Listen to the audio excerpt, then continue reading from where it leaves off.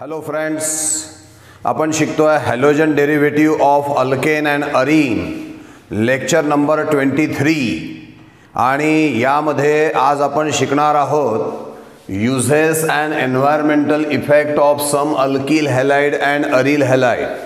Alkyl halide आणि aryl halide यांचे uses आणि एन्व्हायरमेंटल इफेक्ट आपल्याला लक्षामध्ये घ्यायचे आहेत.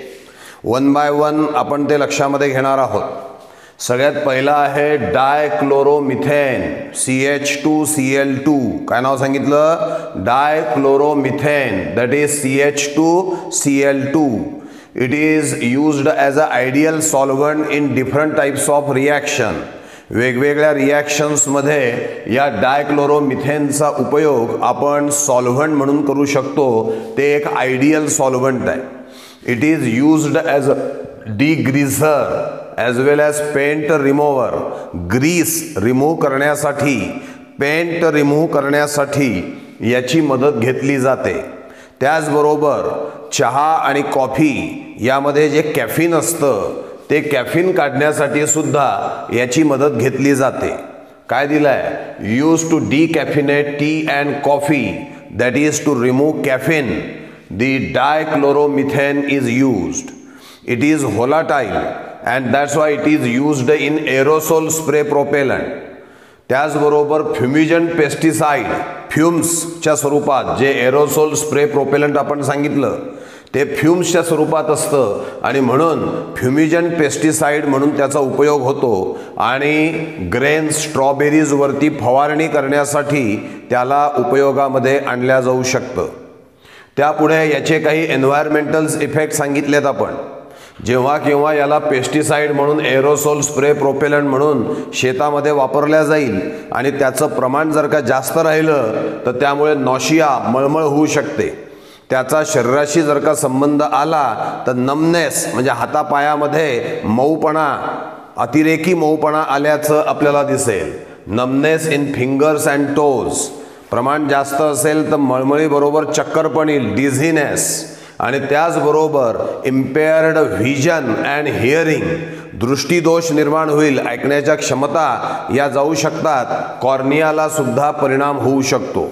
अर्थात इम्पेअर्ड व्हिजन, हिअरिंग आणि डॅमेजेस कॉर्निया हे केव्हा जर का सतत त्याला एक्सपोजमध्ये राहिलं तर.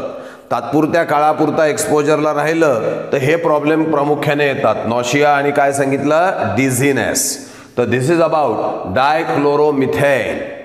दुसरा एक मुद्दा आपल्याला बघायचा आहे तो आहे chloroform. This is the important one. Formula is CHCl3. हा ट्राय हॅलाइड आहे बघा. ट्रायक्लोरोमिथेन, 3 क्लोरीन आहे म्हणजे मिथेनमधनं जणू काही 3 हायड्रोजन काढले आणि 3 क्लोरीन ठेवले म्हणून नाव आहे ट्रायक्लोरोमिथेन. आता हा जो क्लोरोफॉर्म आहे हा कुठे कुठे वापरला जातो? What are its uses? तर पहिला यूज आहे त्याचा to prepare freon refrigerant R22. Specific टाईपचं फ्रिऑन रेफ्रिजरंट R22 तयार करण्यासाठी क्लोरोफॉर्मची मदत घेतात. म्हणजेच क्लोरोफ्लोरोमिथेन तयार करण्यासाठी या क्लोरोफॉर्मची मदत घेतल्या जाऊ शकते. दुसरा जो आहे it is also used as a solvent in industry.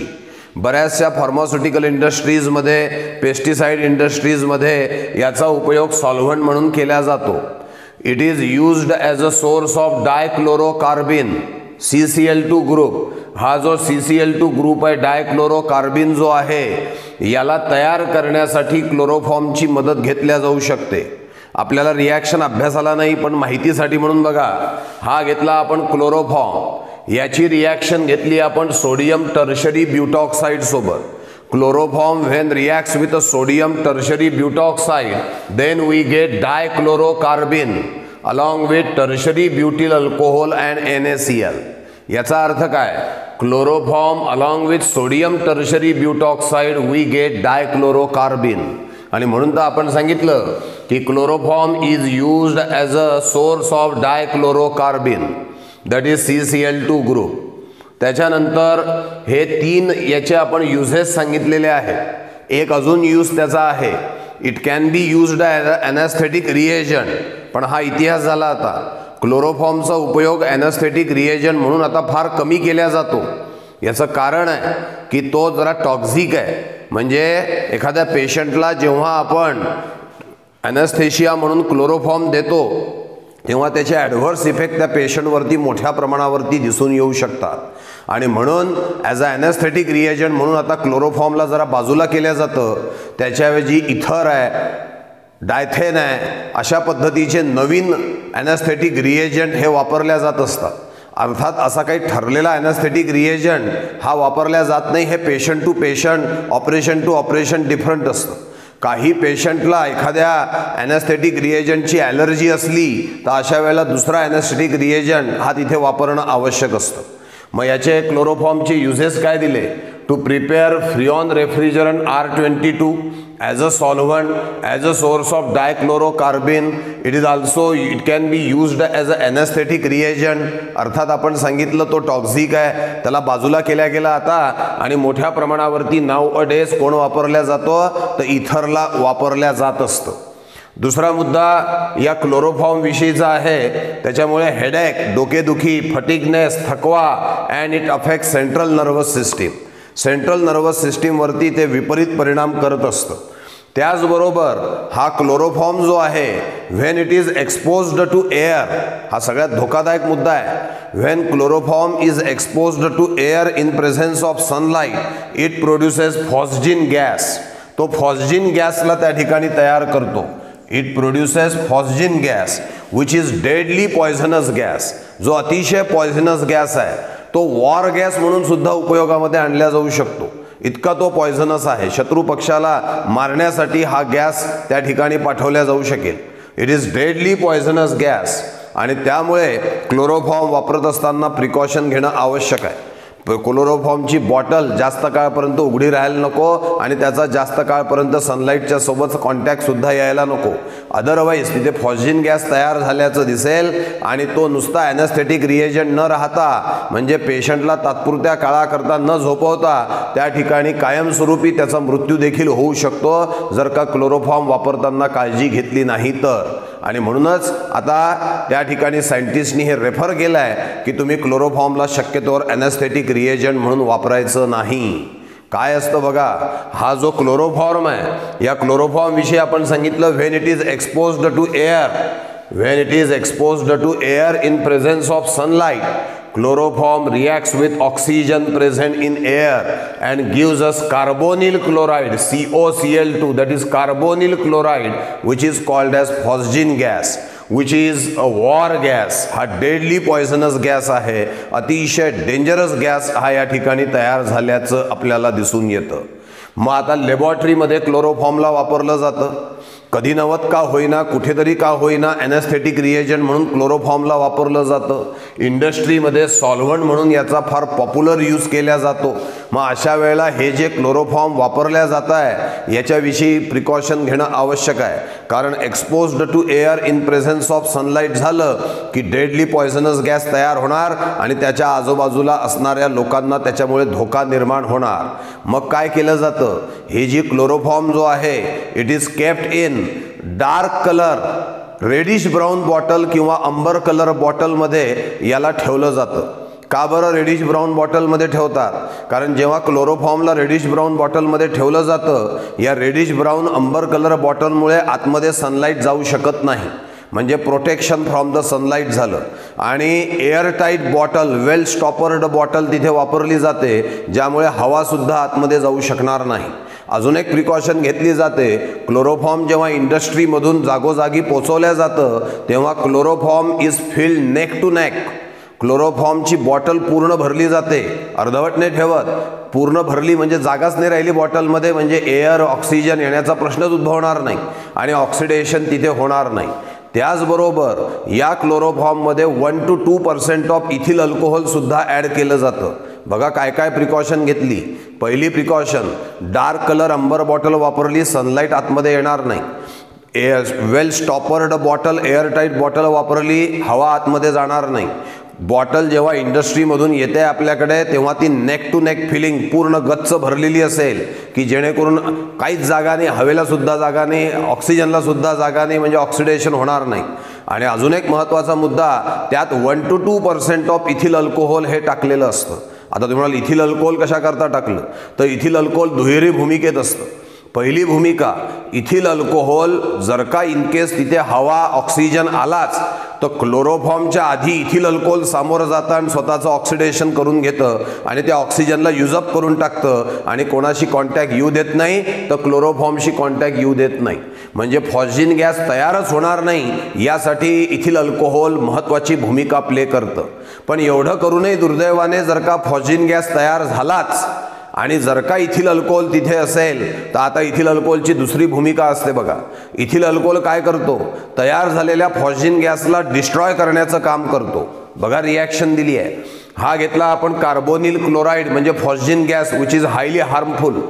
तो जो इथिल अल्कोहोल आहे या लगेच फॉस्जिन गॅस सोबत रिॲक्ट होईल आणि तुम्हाला देईल डायइथिल कार्बोनेट. काय नाव दिलं आहे, diethyl carbonate which is harmless.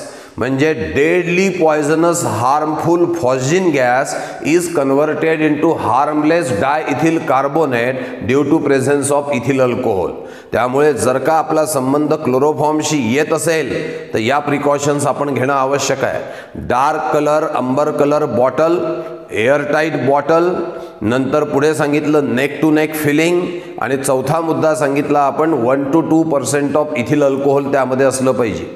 Ethyl अल्कोहोलच्या दोन भूमिका सांगितल्या आपण. पहिली भूमिका, क्लोरोफॉर्मला समोर येऊ द्यायचं नाही, ऑक्सिजनला त्याला सामोरं जाऊ द्यायचं नाही, स्वतः ऑक्सिजनला सामोरं जायचं आणि स्वतःचं ऑक्सिडेशन करून टाकायचं आणि क्लोरोफॉर्मला वाचवायचं. आणि दुसरा महत्त्वाचा मुद्दा, या उपरही जर का ऑक्सिडेशन झालंच तर तो जो फॉस्जिन गॅस तयार झालेला आहे, हार्मफुल फॉस्जिन गॅस जो तयार झालेला आहे त्याला हार्मलेस डायइथिल कार्बोनेटमध्ये कन्व्हर्ट करण्याचं काम सुद्धा कोण करत असतो, तर इथिल अल्कोहोल करत असतो. इथे महत्त्वाचा प्रश्न विचारला जातो, why chloroform is kept in dark colour airtight bottle. मग तुम्हाला हा मुद्दा त्याच्यामध्ये द्यावा लागेल. काय सांगणार आपण, if exposed to air it produces phosgene gas. ही रिॲक्शन देता येईल तिथे. क्लोरोफॉर्मला एक्सपोज्ड टू एअर झालं तर फॉस्जिन गॅस तयार झाल्याचं दिसेल, which is a deadly poisonous gas and hence it is stored in dark amber color bottle. कशा करता, सनलाईट आतमध्ये येऊ द्यायचा नाही म्हणून. वेल स्टॉपर्ड बॉटल, कशा करता, ऑक्सिजन आतमध्ये येऊ द्यायचा नाही म्हणून. आणि with 1 to 2% of ethyl alcohol added to it. दोन कामांसाठी. पहिलं काम, क्लोरोफॉर्मच्या ऐवजी स्वतःचं ऑक्सिडेशन करतो इथिल अल्कोहोल आणि फॉस्जिन गॅसला तयार होऊ देत नाही. या उपरही जर का तयार झालाच तर त्या हार्मफुल फॉस्जिन गॅसचं रूपांतर हार्मलेस डायइथिल कार्बोनेटमध्ये करण्याचं काम सुद्धा कोण करत असतं, तर इथिल अल्कोहोल करत असतो. This is about the concept of chloroform. Next is carbon tetrachloride, that is CCl4, that is tetrachloromethane. हा ड्राय क्लिनिंग एजंट म्हणून वापरला जाऊ शकतो, याला पेस्टिसाइड म्हणून वापरल्या जाऊ शकतं. त्याचबरोबर याचा उपयोग सॉल्व्हंट म्हणून सुद्धा केला जाऊ शकतो. याचे एन्व्हायरमेंटल इफेक्ट, डोळ्यांची जळजळ म्हणजे आय इरिटेशन, नर्व सेलला डॅमेज करू शकतो. मोठ्या प्रमाणावर जर का झालं तर ओमेटिंग सेन्सेशन, डिझीनेस, थोड्याफार प्रमाणात थोडं जास्त झालं तर अनकॉन्शियस होईल आणि जास्तच झालं तर डेथसुद्धा होऊ शकते. त्याचबरोबर याच्यामुळे ओझोन डिप्लेशन सुद्धा होऊ शकतो, ओझोनचा थर कमी होऊ शकतो when it is mix with air. Next जो कंपाऊंड आहे तो आहे iodoform, CHI3, triiodomethane. Iodoform CHI3 triiodomethane. Yellow crystalline compound आहे बघा हा. कसा, येलो क्रिस्टलाइन कंपाऊंड. आता हा मेडिसिन म्हणून वापरला जातो ॲज अ हिलिंग एजंट. जखमा बऱ्या करण्यासाठी याचा उपयोग होतो. It is also used in antiseptic. एक गोष्ट लक्षात घ्या, कुठलेही केमिकल जेव्हा अँटीसेप्टिकमध्ये वापरल्या जाईल तेव्हा ते लोअर कॉन्सन्ट्रेशनमध्ये वापरल्या जातं, कमी प्रमाणामध्ये वापरलं जातं. का बरं, कारण अँटीसेप्टिक हे बॉडीच्या कॉन्टॅक्टमध्ये येतं. हायर कॉन्सन्ट्रेशनने वापरलं तर ॲडव्हर्स इफेक्ट स्किनवरती होऊ शकतो आणि म्हणून अँटीसेप्टिकमध्ये जेव्हा आयोडोफॉर्म वापरला जातो त्याचं लोअर कॉन्सन्ट्रेशन तिथे ठेवल्या जात असतं. आणि जेव्हा ते अँटीसेप्टिक म्हणून आपण आपल्या बॉडीवरती लावतो तेव्हा it reacts with a organic matter of the skin. Iodoform reacts with the organic matter of the skin. Here iodophorum decomposes and produces free iodine. Iodoform जो आहे तो डिकम्पोज होतो आणि काय प्रोड्यूस करतो, फ्री आयोडीन डिकम्पोज करतो आणि हा फ्री आयोडीन ॲक्च्युली त्या ठिकाणी अँटीसेप्टिकचं काम करत असतो, जखमा बऱ्या करण्याचं काम करत असतो. काय सांगतोय पुन्हा लक्ष द्या. आयोडोफॉर्म CH3 ट्राय आयोडोमिथेन, याला आपण मेडिसिनमध्ये वापरणार आहे as a healing agent, as a antiseptic. मी आत्ता सांगितलं अँटीसेप्टिकमध्ये आयोडोफॉर्म वापरताना लोअर कॉन्सन्ट्रेशनमध्ये वापरतात. बॉडीच्या कॉन्टॅक्टमध्ये आला की organic matter of the skin सोबत त्या आयोडोफॉर्मची रिॲक्शन होते, आयोडोफॉर्म डिकम्पोज होतो, फ्री आयोडीन तयार होतो आणि हा फ्री आयोडीन जखमा बरा करण्याचं काम करत असतो. याला आपण डिसइन्फेक्टंट म्हणून सुद्धा वापरू शकतो. Iodoform is also used as a disinfectant. पण जेव्हा डिसइन्फेक्टंट म्हणून वापरायचं आहे तेव्हा आयोडोफॉर्मचं लार्जर कॉन्सन्ट्रेशन त्याच्यामध्ये वापरतात, त्याला मोठ्या प्रमाणावरती त्यामध्ये वापरलं जातं. कारण डिसइन्फेक्टंटचा आपल्या बॉडीशी काही संबंध नसतो, ते इन्सेक्ट वगैरे जे काय असेल स्टरलायझेशन करण्यासाठी त्याचा डिसइन्फेक्टंटचा उपयोग करतात. मग त्यामध्ये लार्जर कॉन्सन्ट्रेशन आयोडोफॉर्मचं वापरलं तरी चालू शकणार आहे. त्याच्या पुढला जो घेतलेला आहे तो आहे फ्रिऑन 12. फ्रिऑन 12 वेगवेगळ्या टाईपचे CCl2F2, CCl3F, CHClF2 असे वेगवेगळ्या प्रकारचे फ्रिऑन 12 हे अस्तित्वामध्ये आहे. Freon 12 can be used as a insecticide in the form of aerosol spray propellant. Aerosol spray प्रोपेलंटच्या माध्यमातून इन्सेक्टिसाइड म्हणून त्याचा उपयोग केला जातो. असं फ्रिऑन ज्यामध्ये ब्रोमिनचा वापर केलेला आहे ते फायर एक्सटिंग्विशरमध्ये वापरलं जातं. The freon containing bromine is used in fire extinguisher. त्याला फायर एक्सटिंग्विशर मध्ये वापरल्या जात असतं. It is also used in the preparation of foam plastic. It is a special type of plastic. Foam सारखं ते दिसतं, त्यामध्ये फोमिंग प्लास्टिक तयार करण्यासाठी म्हणून फ्रिऑनचा उपयोग करतात. त्याला फोमिंग एजंट म्हणून म्हटलं जातं. What it is called as foaming agent. It is also used as a refrigerant. रेफ्रिजरेटरमध्ये रेफ्रिजरंट म्हणून, प्रशीतक म्हणून, थंड करण्यासाठी म्हणून याचा उपयोग करतात. त्याचबरोबर एअर कंडिशनरमध्ये सुद्धा याचा उपयोग करतात.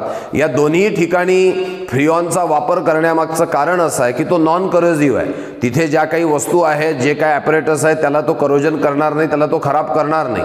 म्हणून फ्रिऑनचा उपयोग हे एअर कंडिशनरमध्ये, रेफ्रिजरेटरमध्ये केला जातो.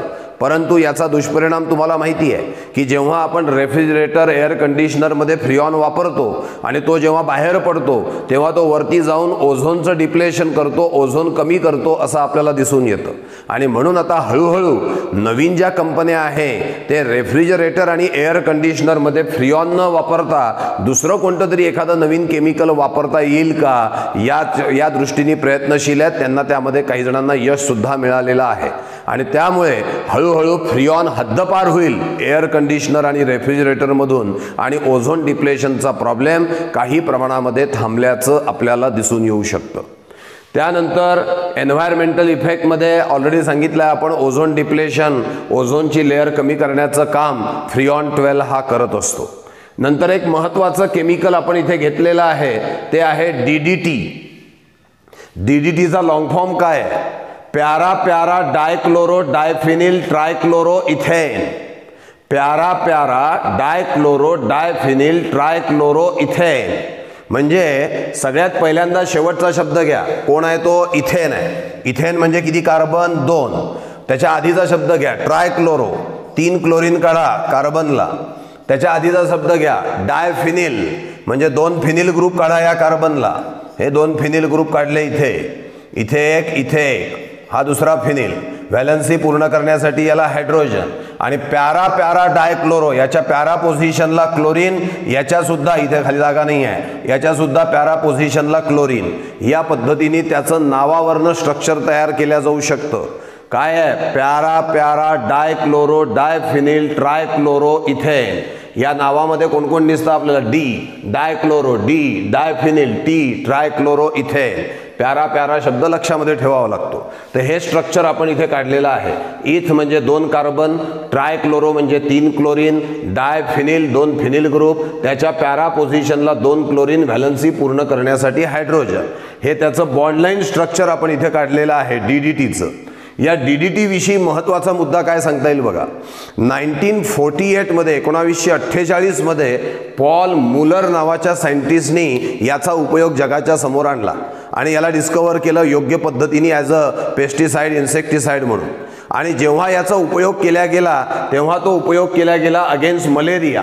त्यावेळेला मलेरियाने थैमान टाकलेलं होतं, लोकच्या लोक त्या ठिकाणी मरत होते आणि त्यामुळे त्याच्यावरती मात करण्यासाठी म्हणून कुठल्या तरी आपल्याला त्या ठिकाणी इन्सेक्टिसाइड आवश्यक होतं. मग या DDTला पॉल मुलरने समोर आणलं आणि DDTचा उपयोग मोठ्या प्रमाणावरती केला गेला, कारण की ते अतिशय टॉक्झिक प्रचंड विषारी असल्यामुळे त्यांनी मोठ्या प्रमाणावरती त्या ठिकाणी इन्सेक्टिसाइड म्हणून काम केलं आणि मलेरियावरती त्यावेळेला कंट्रोल साधला गेला. नंतरच्या काळामध्ये सुद्धा याचा खूप मोठ्या प्रमाणावरती वापर झाल्याचं आपल्याला दिसून येतं आणि त्यावेळेला मलेरियावरती कंट्रोल करण्यामध्ये DDTचा फार मोठा वाटा होता आणि हे DDT समोर आणण्यामध्ये पॉल मुलरची भूमिका महत्त्वाची होती. म्हणून पॉल मुलरला त्यावेळेला नोबेल प्राइज सुद्धा दिलेला आहे. परंतु नंतरच्या काळामध्ये हा DDT एवढ्या जास्त वापरला गेला की बरेचसे जे काही इन्सेक्ट्स आहेत ते त्यासोबत जगायला त्यांनी इन्सेक्टनी सुरुवात केली. त्यांच्यामध्ये त्याच्याविषयी रेझिस्टन्स पॉवर निर्माण झाली आणि DDT हे लेस इफेक्टिव्ह त्या ठिकाणी व्हायला लागलं. परंतु त्याचा आपल्या शरीरावरती, जमिनीवरती, वनस्पतींवरती, प्राण्यांवरती विपरीत परिणाम मात्र मोठ्या प्रमाणावरती दिसायला लागला आणि म्हणून बऱ्याचशा देशांनी आता DDTवरती बंदी आणलेली आहे. बघा 1948 साली त्या DDTचं सगळ्यांनी स्वागत केलं. पॉल मुलरला नोबेल प्राइज मिळालं. पण अतिरेकी वापर त्याचा केल्यामुळे आज अशी परिस्थिती आहे की बऱ्याचशा देशांनी त्याच्यावर बॅन टाकलेला आहे. काही देशांमध्ये त्याचा उपयोग अजूनही सुरू आहे, ज्यामध्ये वन ऑफ द कंट्री म्हणजे इंडिया सुद्धा आहे जो त्याचा वापर अजूनही करतो आहे. पण त्याचे दुष्परिणाम फार डेंजरस आहे. DDTची जेव्हा फवारणी केली जाते तेव्हा तो जो DDT आहे हा हवेत बराच काळपर्यंत राहतो आणि त्यानंतर तो वनस्पतींमध्ये राहतो, प्राण्याच्या शरीरामध्ये राहतो. मेटाबॉलिझम प्रोसेसमध्ये, चयापचय प्रक्रियेमध्ये तो डिकम्पोज होत नाही. It is stored in the fatty tissue. तो फॅटी टिश्यूजमध्ये आपल्या साठवल्याचं दिसून येतं. बघा काय दिलंय, remain in body, deposited and stored in body, not easily metabolise, not easily destroyed. तो डिस्ट्रॉय होत नाही, तो तसाच राहतो आणि त्याचे दुष्परिणाम मग प्राण्यांना, माणसाला, वनस्पतींना भोगावे लागतात. आणि म्हणून हे जेव्हा लक्षात आलं तेव्हा बऱ्याच देशांनी त्याच्यावरती बंदी आणल्याचं आपल्याला दिसून येतं. दिस इज अबाउट DDT. असे आपण एकंदरीत बरेचसे अल्किल हॅलाइड आणि अरिल हॅलाइड बघितले आहेत. त्यांचे युजेस आणि एन्व्हायरमेंटल इफेक्ट आपण या ठिकाणी लक्षात घेतलेले आहे. एक बघा, हा जो आजचा जो टॉपिक होता हा थोडा वाचनाचा टॉपिक आहे, पाठांतराचा टॉपिक आहे. कारण युजेस आणि एन्व्हायरमेंटल इफेक्ट हा वाचनाचा भाग येतो. काही वेळेला उलट हा कठीण आहे. कन्सेप्च्युअल टॉपिक हा कन्सेप्ट क्लिअर असेल तर लिहायला सोपं जातं, याच्यामध्ये पाठांतर जास्त आहे. आणि म्हणून वारंवार वाचन या टॉपिकवर करणे, हे लेक्चर वारंवार ऐकणे, हे जर का तुम्ही केलं तर हा टॉपिक तुम्हाला व्यवस्थित लक्षामध्ये राहू शकतो. थँक्यू.